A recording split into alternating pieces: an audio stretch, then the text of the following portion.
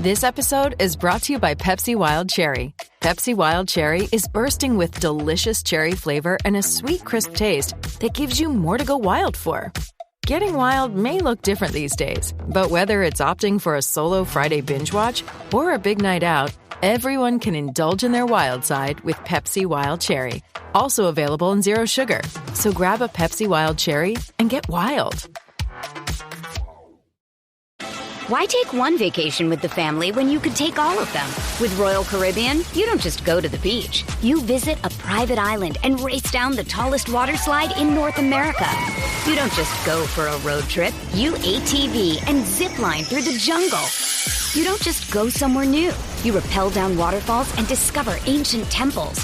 Because this isn't just any vacation. This is all the vacations. Come seek the Royal Caribbean. Ships Registry, Bahamas.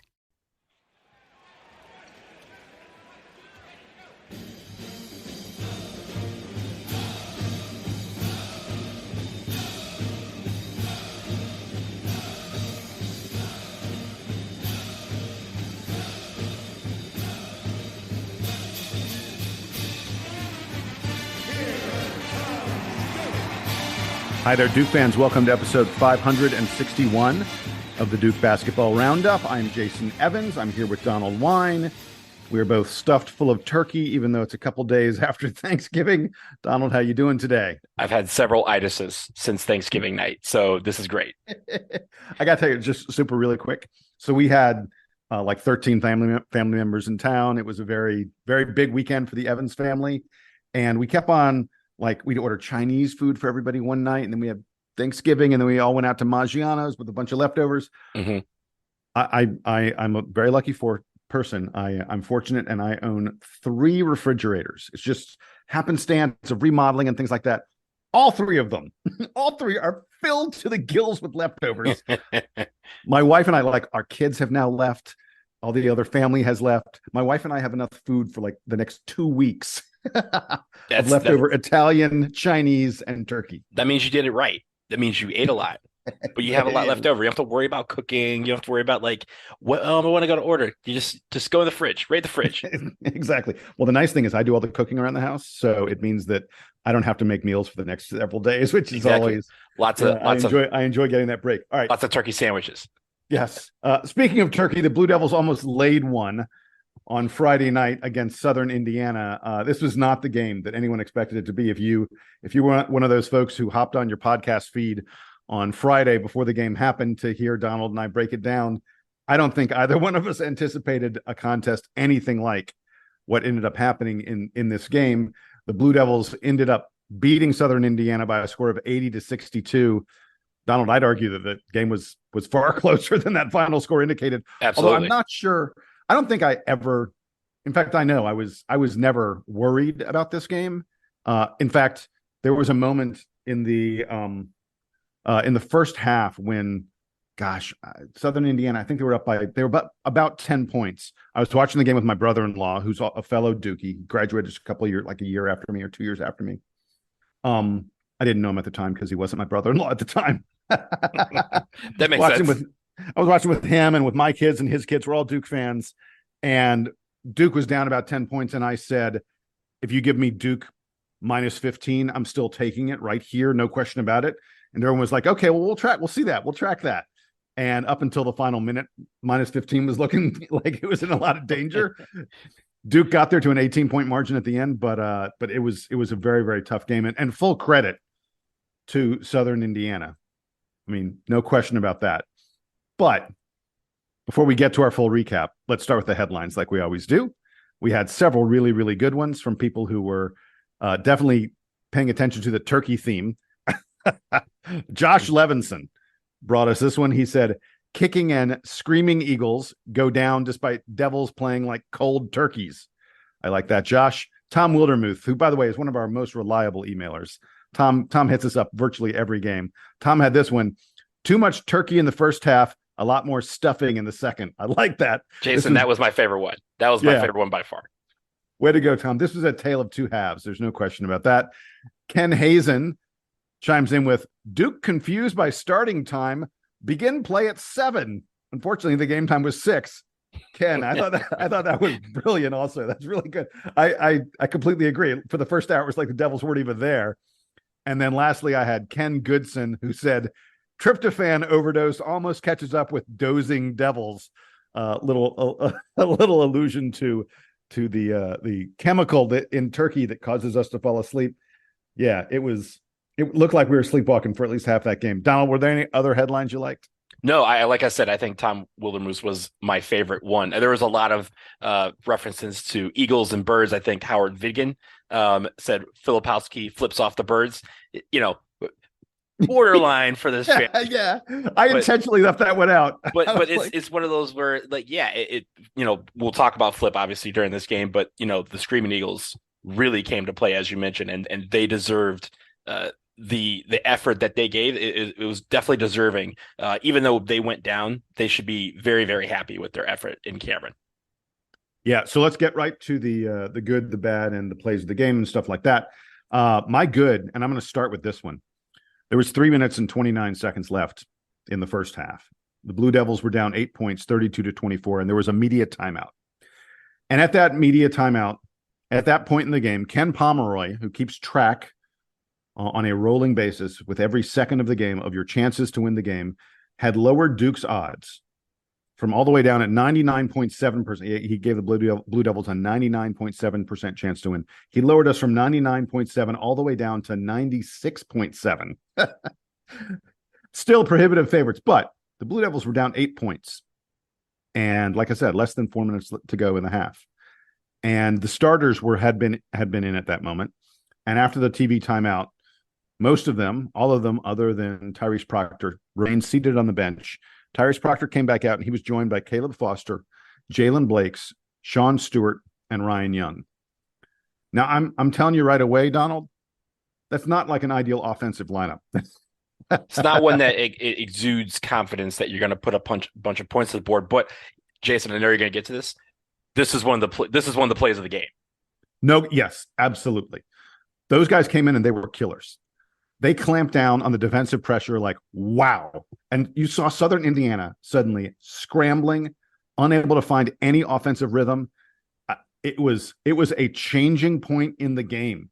And look, I don't want to, we can't crisscross between the good and the bad too much. We're going to reference this again when we get to the bad, because the players talked about how they had played prior to this and then how they played after it. It was a turning point in the game. And it wasn't a turning point like, oh, Duke suddenly ran off 15 points in a row or something like that.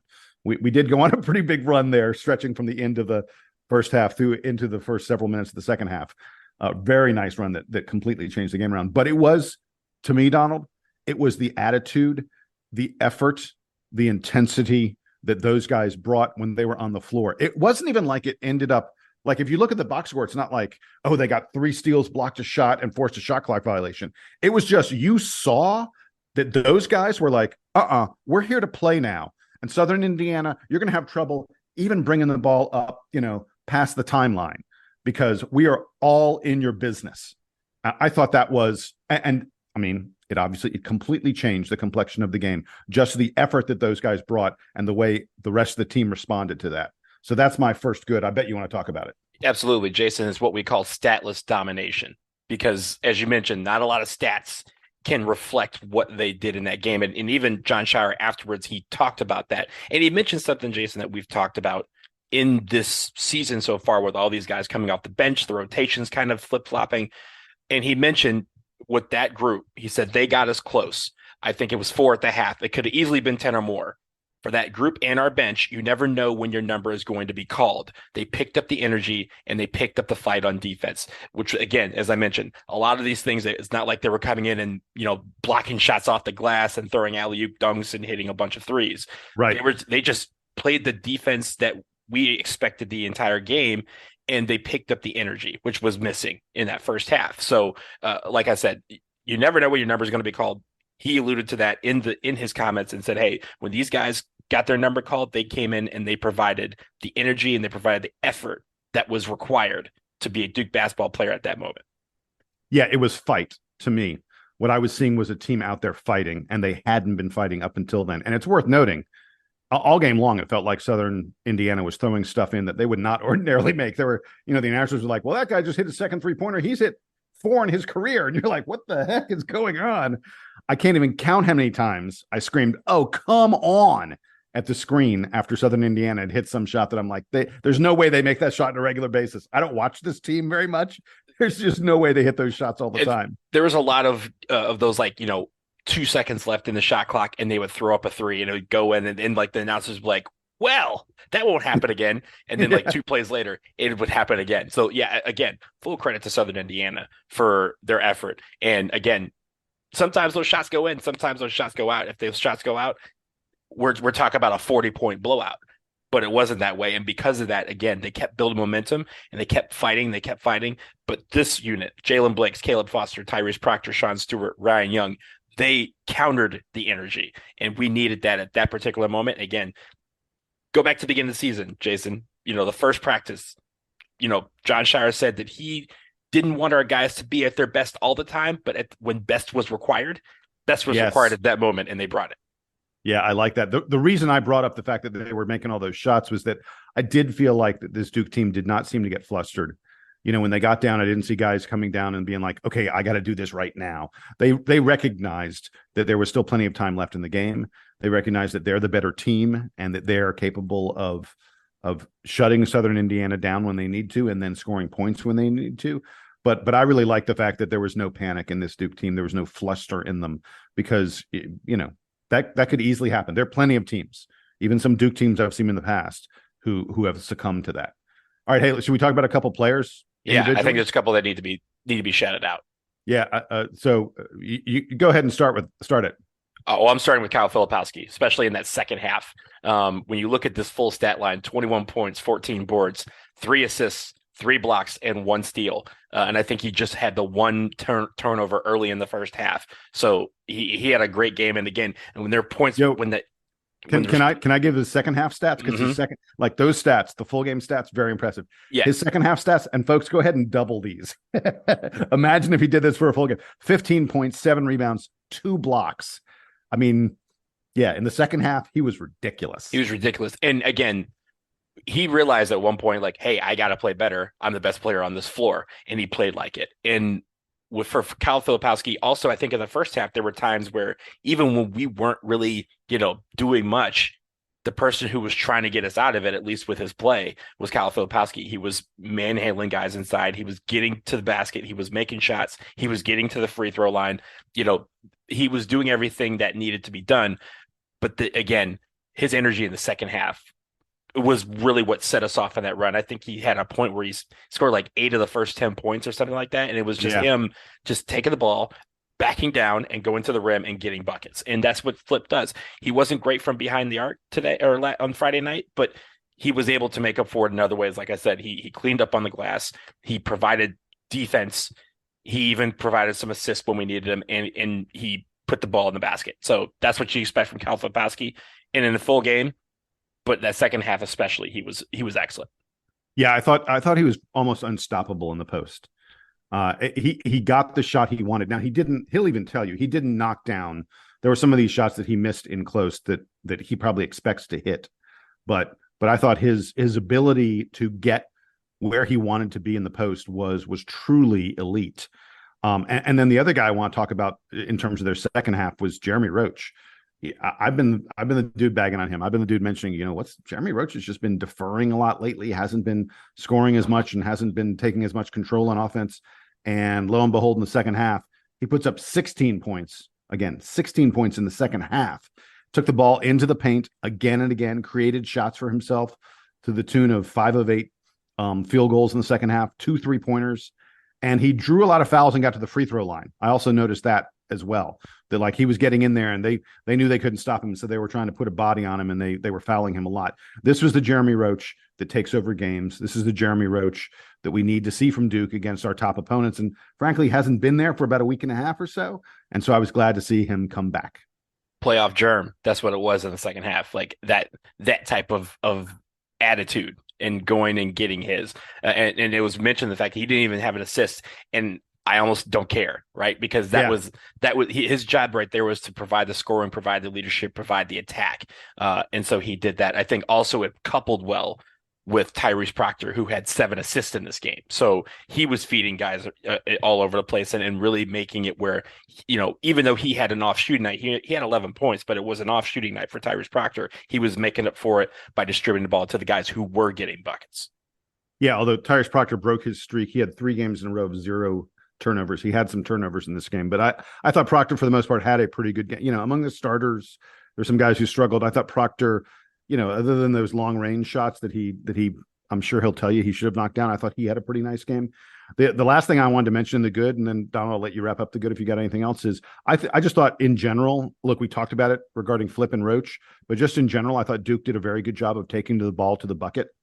We outscored Southern Indiana 48-24 in the paint, in a game that was reasonably close, in a game where Duke could not shoot straight. For us to get that many points in the paint really, really mattered. I mean, we couldn't find the range from the outside, just 27% on our 3-pointers. But so we made it work with post-ups and penetration. And I'll tell you something. I looked at the shot chart from this game. Duke only took 4 mid-range shots in this game. That's a shot outside the lane, outside the paint, but inside the 3-point line. Duke only took 4 mid-range shots in this game. That's the fewest in any game this season.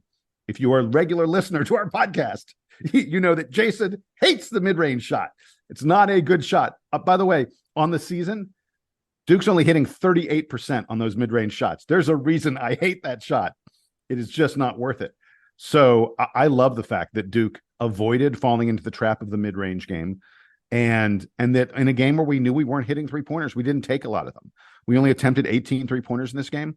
That's their fewest since we only took 17 against Dartmouth, another game where we somewhat struggled from the perimeter. But this team recognizes when they're on and when they're not, and they find other ways to score when they're not scoring from the outside. And if we're chalking up stuff to the good in a game that doesn't have a ton of good in it, definitely Duke's shot selection and ability to get where they needed to was something that I thought mattered in this game. I'm going to end with this. We showed love to him earlier, but Ryan Young and Caleb Foster, I thought when they were in the game, both of them really only had like 10, 11 minutes in the game, but they made efforts while they did. Ryan Young, 5 points, 2 for 2 from field goals, 3 rebounds in 10 minutes. Caleb Foster, 9 points off the bench. I thought, again, they provided a lot of energy. And Ryan Young had a couple, I think both of his layups came off of offensive rebounds that he got. He missed a shot, or somebody missed a shot. He went and got the rebound, did some post move, maybe did a dad move or two, and then laid the ball in. And again, provided that effort and that energy to say, hey, guys, we need to get rebounds. And from there, we can get second chance points. It wasn't that many, but again, those two things helped spark a lot of what we were doing in the second half. All right, let's move to the bad. And there is some stuff that definitely needs to be discussed here. Donald, you just said the words effort and intensity.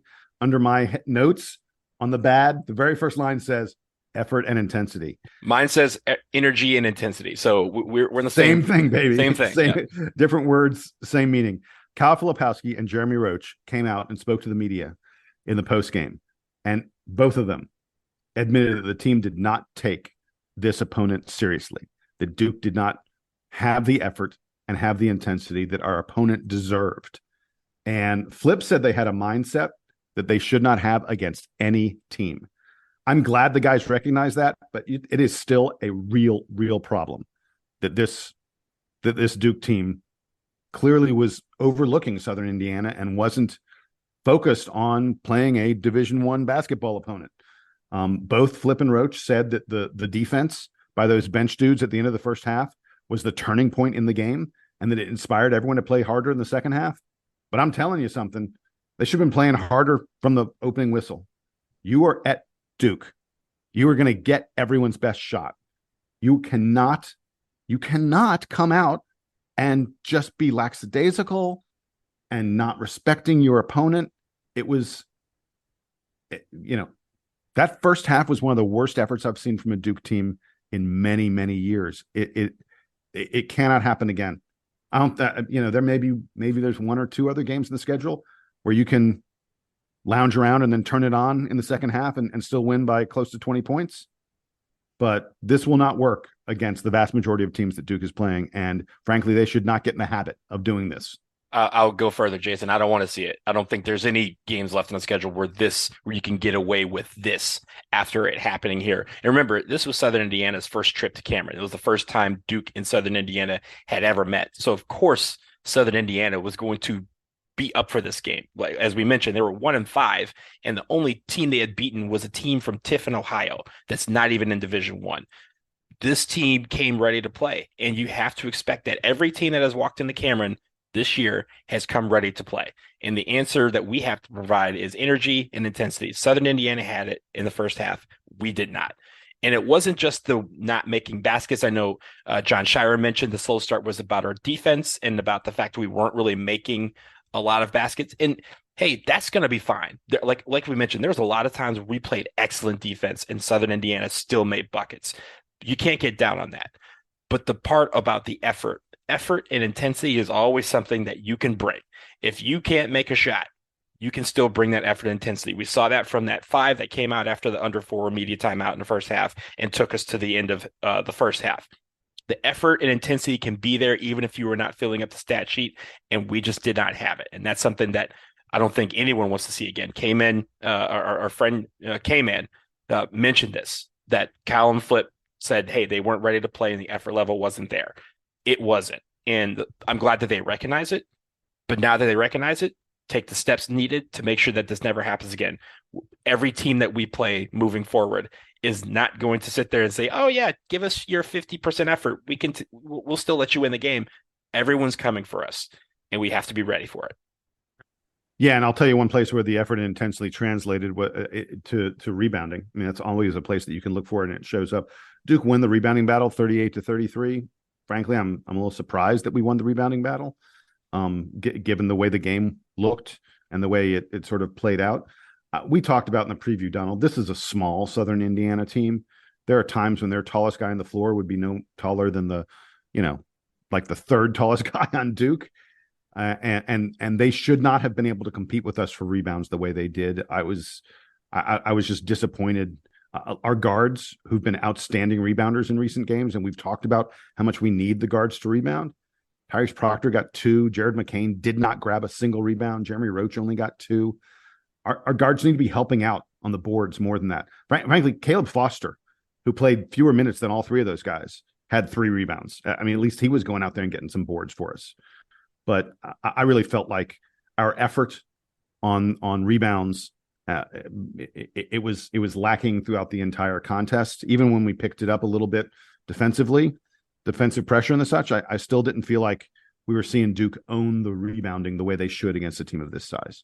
Yeah, and we had 14 offensive rebounds, but 8 of them came in the second half. And it felt like in the first half, maybe the 6 of them probably came again when Ryan Young got at least 2 of them. Yeah, exactly. It was like when Ryan Young was in the game, which, wasn't that much comparative to everybody else. So yeah, again, those are things. Also, it was 50-50 balls on the floor, loose balls. We only had a couple of times in the first half where you saw people diving on the floor for loose balls or running after a long rebound. It seemed like it almost seemed like we were playing in concrete, that was slowly cementing, right? Like it was slowly pulling together. But at the end of the day, in the second half, that effort intensity picked up. We were able to get rebounds again, limit, Southern Indiana to 1 shot going the other way. That's where a lot of our run came from, is that Southern Indiana wasn't making baskets, and we were, because we were getting the ball and going the other way. But that's, again, effort can be a two-way thing. And honestly, like the bad games that any individual person may have had, I chalk that up to the fact that on the team level, the effort, energy, intensity, those 3 bullet points were not there. And I think that if you take that and ratchet it up a little bit, then some of these guys have better games than they did. Yeah.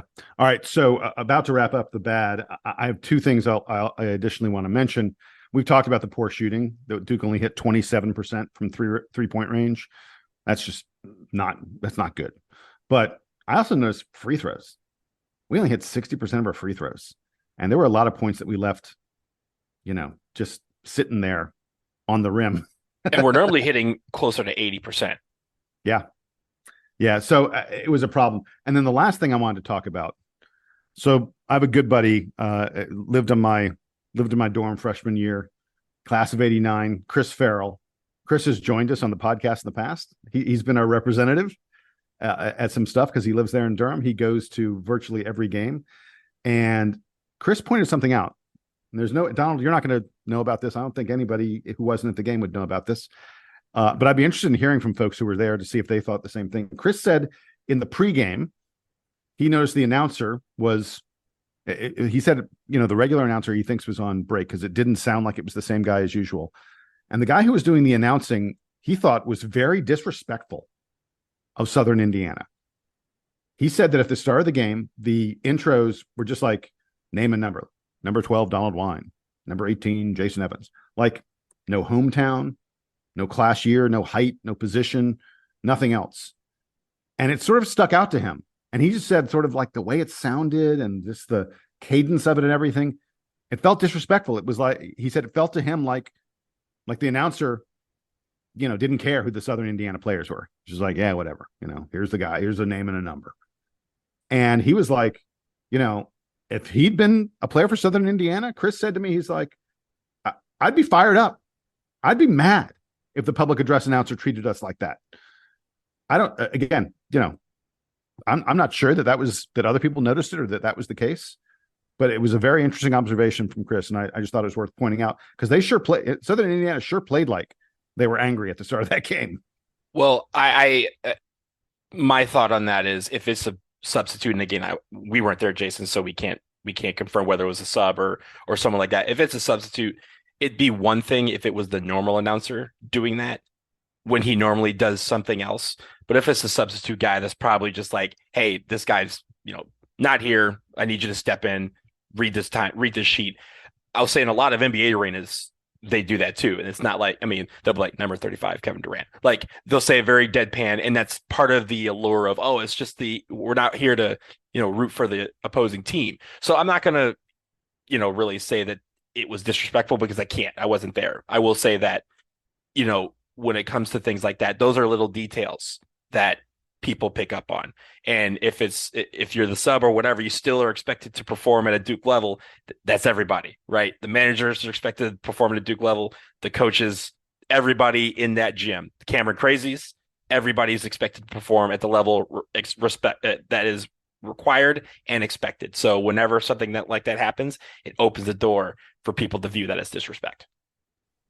Yeah. Okay. So if you're cool with it, man, let's get to the play of the game. Is there a play of the game that you have other than what I have? Because I think it's the same one. I'm pretty sure. Go first. Sure we're going to have the same play of the game. Hosting was Proctor to flip to Proctor.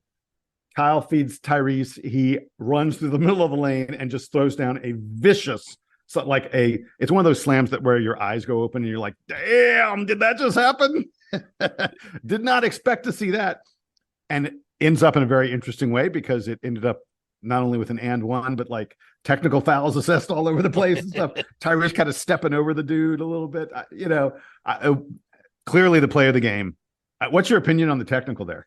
Look, so first of all, I just want to let you know, Jason, that I also wrote "damn" in my notes. So we're on point today. But look, he dunked, he got undercut, and I know it wasn't an intentional undercut, but it was an undercut nonetheless.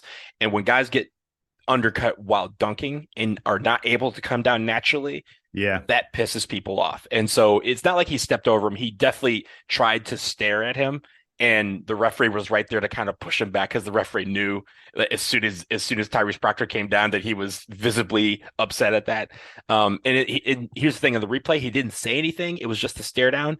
So look, they're giving technicals out for stare downs. I agree with the technical. I don't want to say I'm okay with guys getting technicals, but in that case, man, you just posterize some dude. He tried to undercut you. Like, I would do the same thing. I would get the technical. I'd be upset about it, but at the end, it didn't affect his play.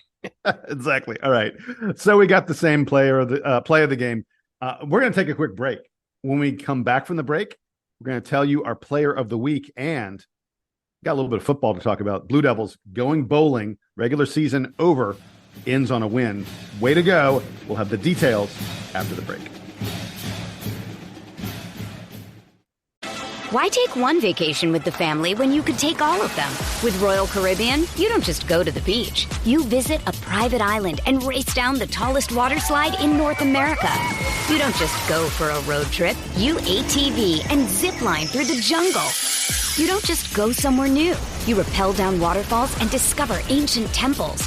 Because this isn't just any vacation. This is all the vacations. Come seek the Royal Caribbean. Ships Registry, Bahamas.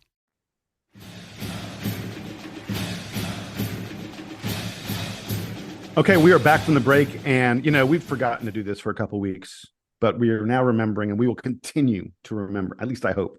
We might forget. But if we forget, dbrpodcast@gmail.com. Keep us accountable. Send us those emails. Time for our player of the week as we wrap up our basketball talk for the moment. Donald, who you got? I've got 2 potential nominees. I'm interested in seeing which one you take. Yeah, I had a couple I was leaning towards, but in the end, I went with Kyle Filipowski. 17 points, 5 rebounds against LaSalle, 21 points, 14 rebounds against Southern Indiana. Probably our most consistent player in the week. There was a couple of guys who maybe had a good game against one team and not as great a game against the other team. And those are things that we are going to have to deal with here on the player of the week segment. But I think Kyle Filipowski was our most consistent player. And again, he showed up in both games when we needed it. Yeah, so I definitely considered Flip. He's way up there. 38 points and 19 rebounds in a week. It's a pretty good week. He also, by the way, had 5 blocked shots this week. But I went with Tyrese Proctor. 33 points, 11 assists, 9 rebounds this week. 11 of 18 on field goals. So 61% on his regular field goals, including 3 of 7 3-pointers, 43% on his 3-pointers. Even, following a LaSalle game where we said he didn't shoot all that great. I thought Proctor had a really good week, and part of why I'm picking him is because he was a piece of that stellar defensive effort that we spent so much time talking about earlier on the podcast. And it's easy to fall into the trap of talking about all these offensive statistics.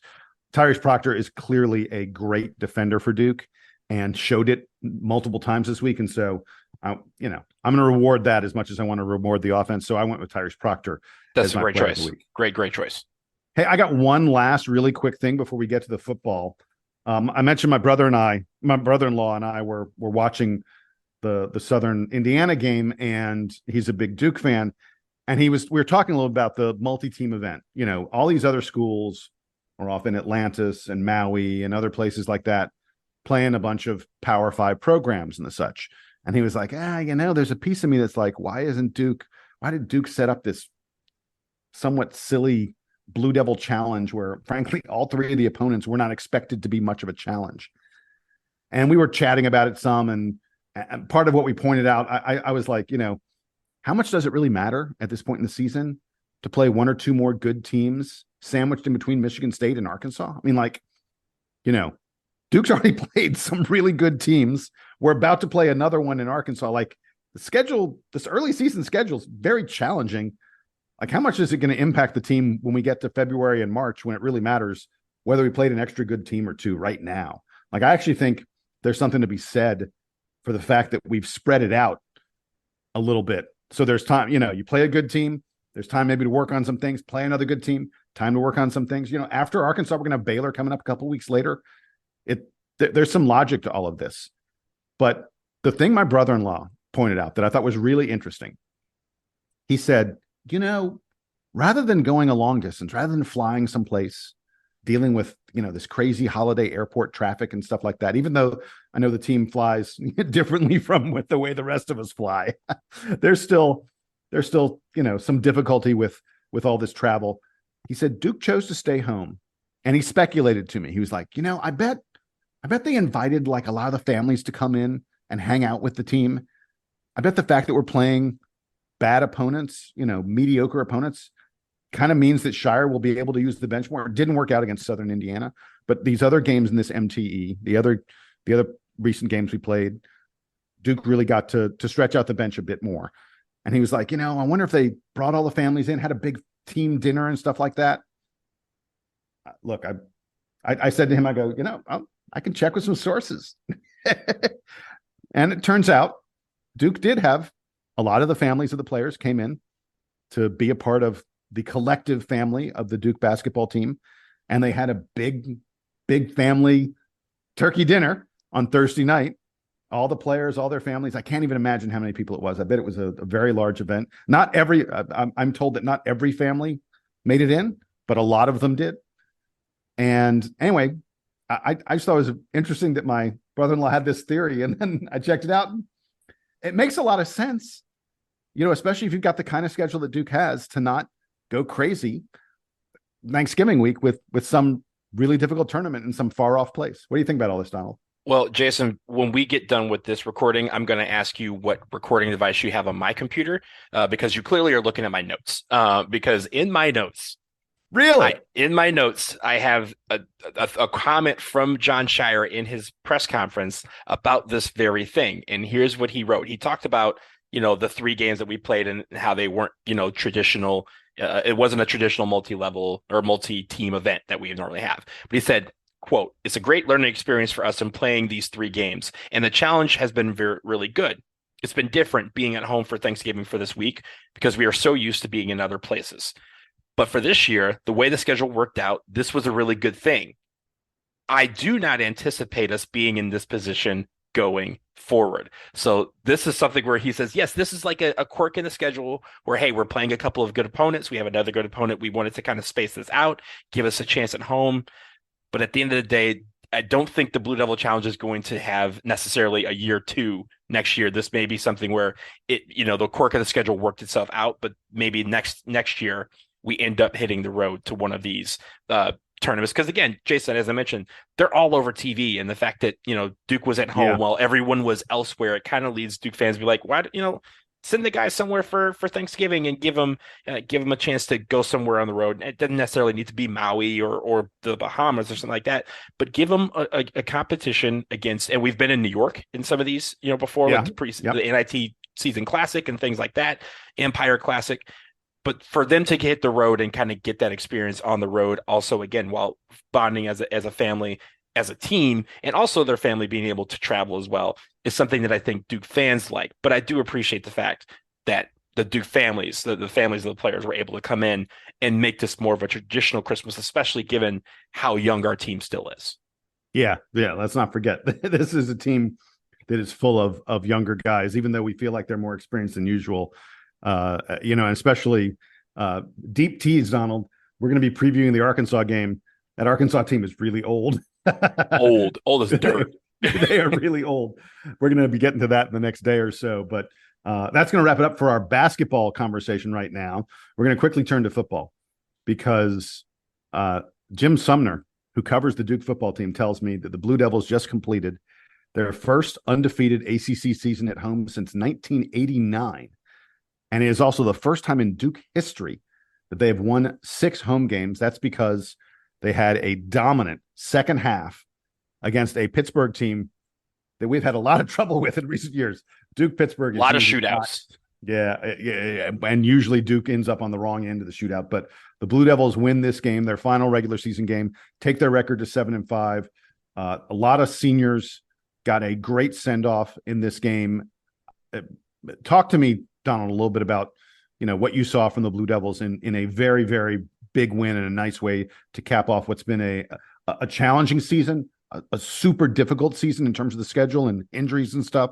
But 7-5 you should be damn proud of that record. Yeah, absolutely. I mean, given the fact that we were of national relevance early in the season, and then the injury bug really took us out of it. That's really the reason why we are 7-5 and not maybe 9-3 or even 10-2, because we definitely had some close battles that could have gone the other way had we had some healthy guys in there. But I do think when we talk about the position that's had probably the most injuries, the quarterback position, Grayson Loftus, I thought, had his best game so far in a Duke uniform. 20 for 37, 248 yards, 2 TDs. The only interception that he had was right at the end of the first half. He was trying to throw a Hail Mary and his arm was clipped and the ball kind of went up in the air and like an arm punt, and it was picked off. So again, like chalk that up to him trying to make a play at the very end of the half. It didn't harm Duke because there were zeros on the clock when this happened. So I'm okay with that. Jordan Moore and Jalen Calhoun really ran this show. They combined for 15 catches, 177 yards, and 2 TDs.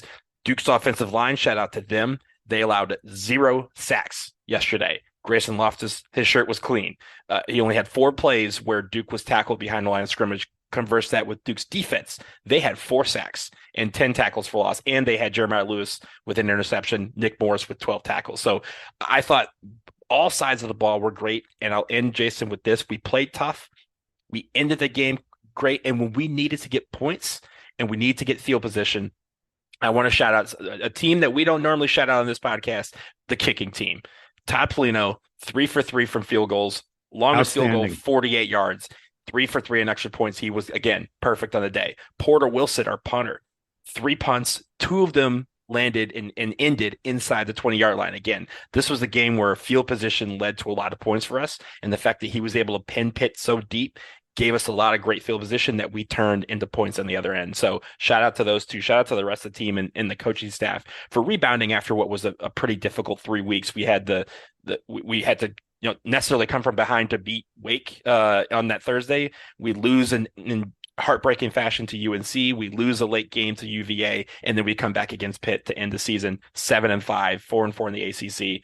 I think this helps us as we move along. I think, if we had lost this game, we're talking about some pretty, pity bowl games that we're going to. Now we I think we're kind of locked into one. We'll talk about that in just a second, but I think this team showed a lot of fight to get back to the winning side of the column against Pitt. Yeah. And a couple other things I want to just mention really quickly.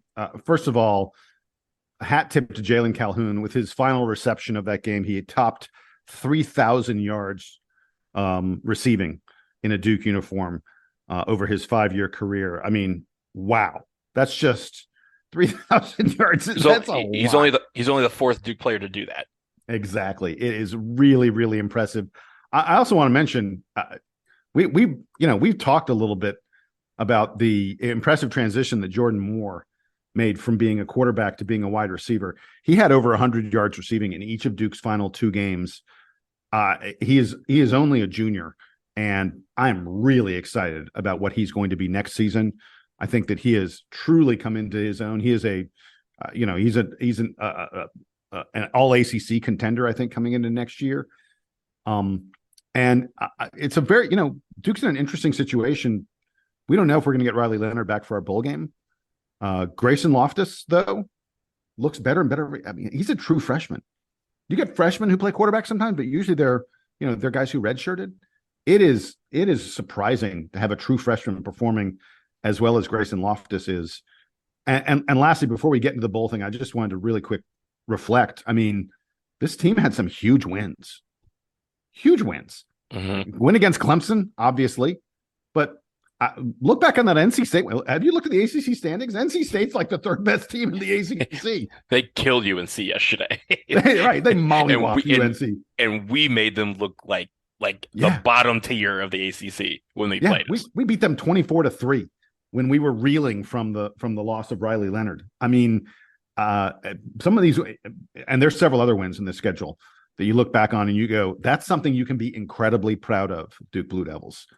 I thought it's an excellent. It's not. Look, there was a point in this season where we thought this might be something like truly magical, like you said, 9 or 10 wins, and they came up a little bit short of that. But then the other thing I wanted to mention, there are a whole bunch of seniors who played their final game in a Duke uniform yesterday. I mean, I already talked about Jalen Calhoun.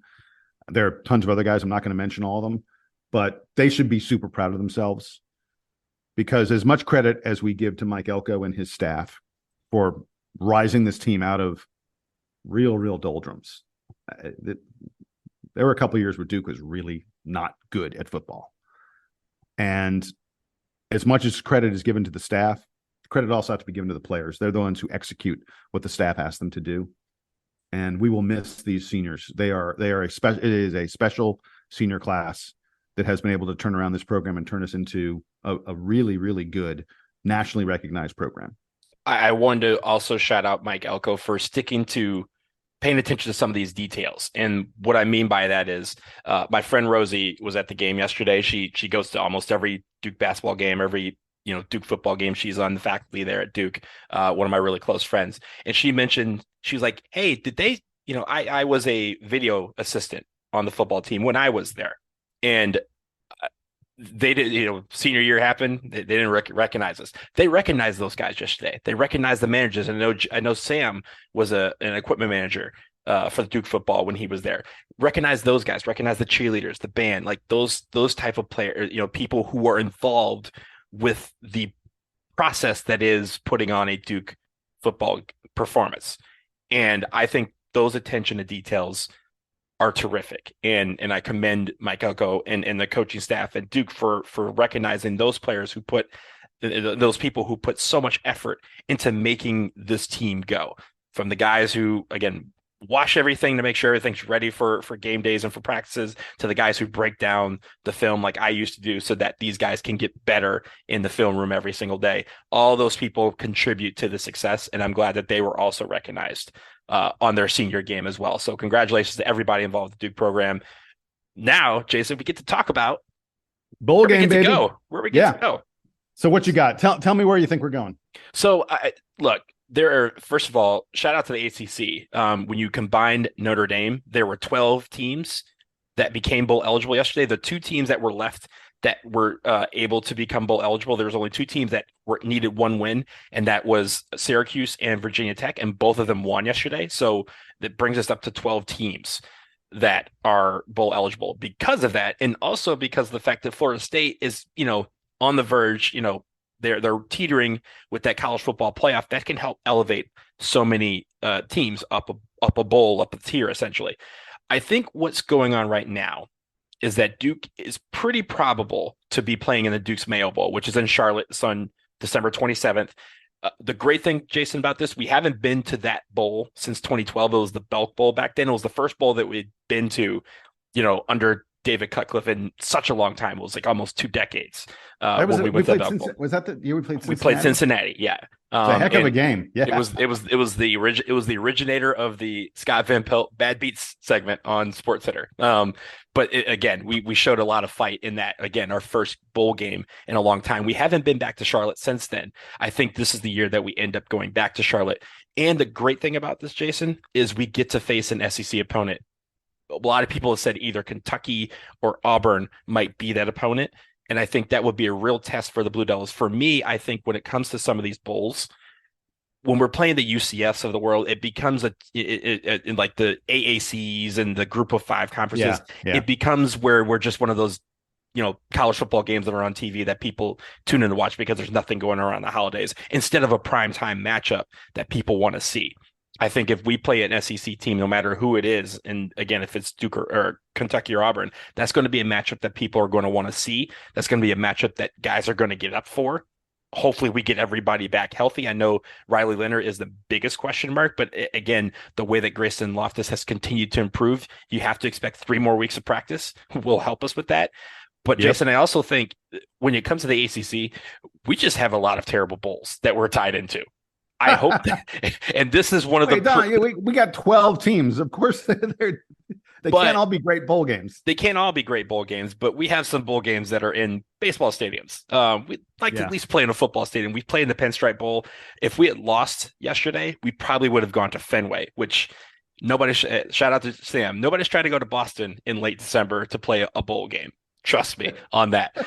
But I think, Jason, what's going to be interesting about this particular bowl season is the fact that the Pac-12 will become the Pac-2 next year. And a lot of those tie-ins are going to be up in the air. I look for the ACC to go after some of these bowls and some of this realignment of bowls to try and get some bowls, not just prestigious bowl names like the Liberty Bowl or the Music City Bowl, bowls that if you say the name, everyone goes, oh, who are the opponents? That's probably going to be good.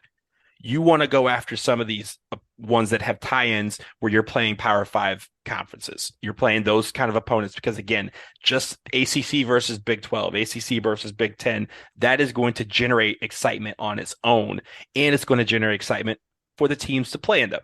And I think that's what you want. You don't want, a Duke team to go 7-5 and go, oh, our reward is to go to, the Independence Bowl or to the Quick Lane Bowl, which we've been to in previous years. Yeah. That doesn't exude confidence in wanting to play in a bowl game. You want guys to be like, oh, we're playing in the Holiday Bowl against who?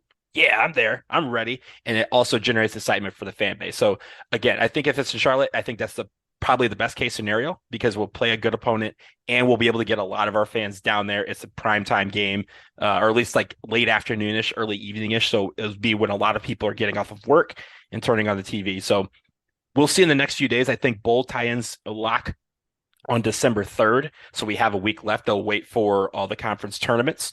But at the end of the day, I think that Duke will probably end up in Charlotte, call it Auburn, call it Kentucky, but you can just consider me right there in Charlotte with the team. I like it. I like it. All right, that's going to wrap it up here on the latest edition of the Duke Basketball Roundup.